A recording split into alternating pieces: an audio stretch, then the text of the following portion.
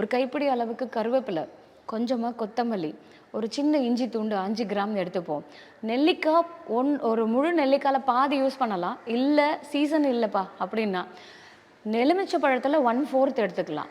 இதை வந்து நம்ம ஒரு 1/4 டீஸ்பூன் மிளகுத்தூள், ஒரு 1/4 டீஸ்பூன் மஞ்சள் தூள் கலந்து இதை நம்ம ஜூஸாக அடித்து காலையில் வெறும் வயிற்றில் தேன் கலந்து குடிச்சிட்டு வந்தோம் அப்படின்னா எந்த கிளைமேட் வந்தாலும் நம்மளுடைய எதிர்ப்பு சக்தி ஸ்ட்ராங்காகவே இருக்கும். இந்த மாதிரி வீசிங்கே வராது.